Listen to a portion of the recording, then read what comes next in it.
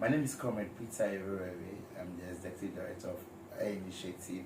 EIR Initiative is Excellent Improve Richard. We improve Richard initiative.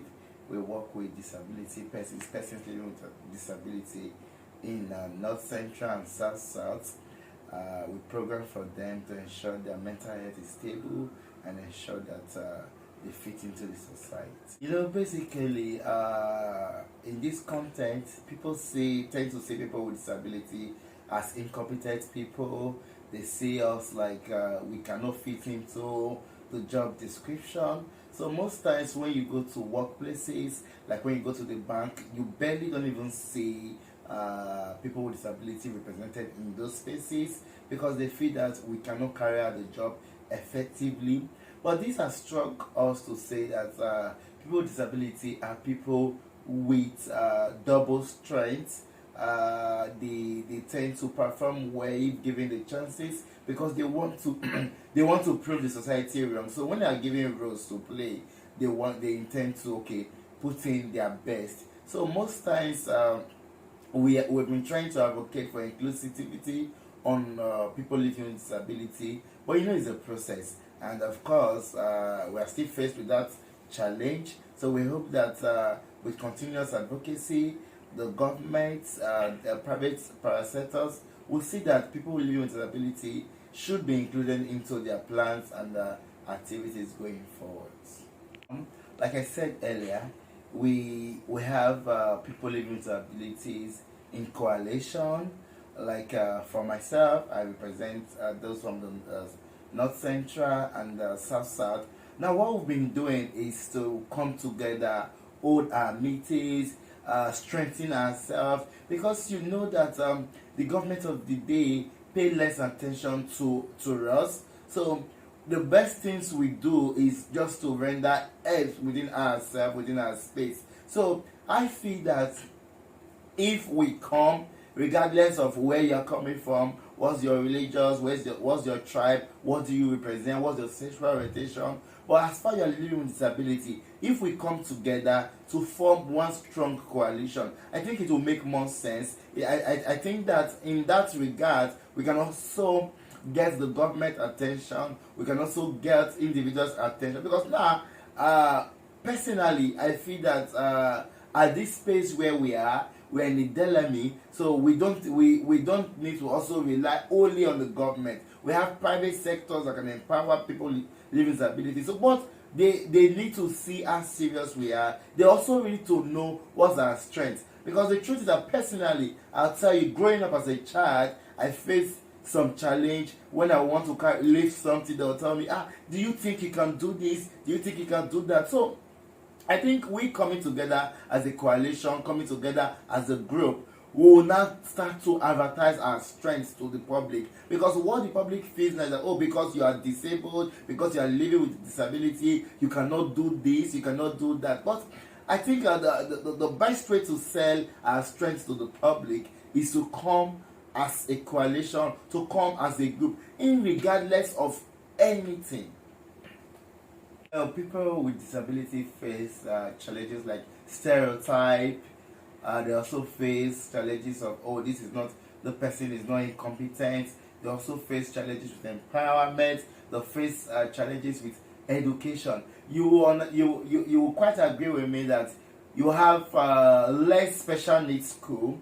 So I think that this also have reduced the educational value for people living with disability. They are faced with financial constraint, because if you are not employed into a space, you cannot get financial independence. We are also faced with a stigma. The stigma is such of where maybe somebody they feel that is not does not involve in the space. You now start separating roles. This is for you. You can do this. You cannot do that. It's also stigma which affects mental health issues that leads to depression. Like just recently, we heard that a church sacked a pastor because the pastor was perceived to have a disability. Now I want to ask, will such church also drive or send away people living with disability that worship in that premises. So a whole lot of these are challenges, are lack of information, because the lack of information is what is leading to stereotype. The lack of information is what also is leading to people differentiating roles from oh we do this and oh we do that. So a whole lot, we have myths, misconceptions about people with disability. Some will always tell us that oh this is God's punishment to you, because they feel that of course maybe in your previous life you are reincarnating and you didn't live righteous and God has decided to punish you. So these are a whole lot of challenges we go through as people living with disability, specifically in the part of Nigeria. For me, this is like a passionate question, what my organization does. But I would like to first of all mention that my organization was vetted at the instance of where I was stigmatized, where somebody called me a disabled imbecile some time ago, and that led me to start having suicidal thoughts. So when I came out from that stage 2 of depression, so I felt that if I could go through a whole lot of this, I feel people living with disability also some are going through all of this. So that made me to dive into this thematic focus to program for people of like mind. So far so good. My organization has successfully done capacity building program for this person, because we feel that with the right information, you as a disabled person, if you have the right information, you will not think about what people feel about you. You only feel what you feel about yourself. So that is what one of the programs we've been doing. We've been doing health program where we get to bring people, give them health talk, and say, if you are disabled, you also have right to accessing health care. You also have right to get medical attention. We've been doing economic empowerment. I could remember vividly where we gather space of people living with disability to teach them how to make fabric. This is we are doing that because we want to empower our people. We want our people to be ably represented. Like personally for me, I'm into politics. The reason why I went into politics is because I want to change the narrative. I want people to start seeing people with disability as human first. You get it? So I think that we also do linkage program. By linkage program, we try to bring ourselves together. What do you have that I can leverage on? What do I have that you can leverage on? In that regard, we start seeing that our members are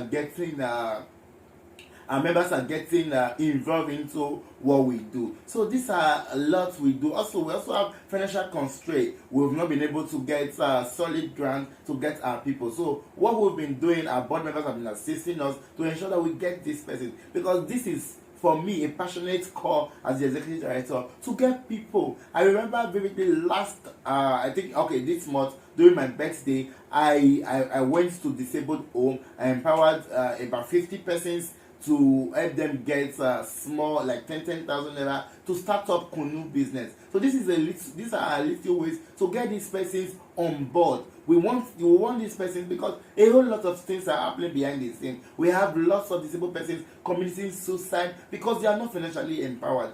So in my organization, part of the things we do for them, we give them psychological support to ensure that yes, they see themselves as human. Okay, just my slogan is that I don't tell people's story, I tell my story. So now I want to tell you, I was able to take up my life. I was able to see myself first as human.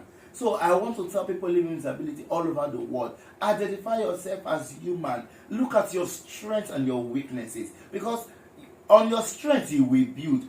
Your strength is what will build your weaknesses. So don't dwell on the fact that I am disabled. Pick up something to do. Yes, you have been rejected severally, but keep trying. One day, one person, one place will accept you, and that will be also your starting point. Also, I want to also use this medium to advocate to our parents, to advocate to our caregivers, to advocate to our mothers and fathers. Your children living with disability are not evil children. I will tell you specifically, my mom, my family, they've been supportive from the onset. In fact, it will surprise you to tell you that my mom has never agreed she has a child living with disability. She keeps telling me that, darling, you are not living with disability. Darling, your goals and your ambitions can be achieved. just what you need to do. As every other human being, you need to be focused. That word I get from family, that family support I get, is one thing that have given me that boldness, that have given me that courage to move on in life. So please, caregivers, family, support your loved ones living with disability. Give them that strength. Yes, I have researched a country where person living with disability will be governors, will be president, will be senator, will be House of Reps. Where does it start from? It starts from you. Thank you.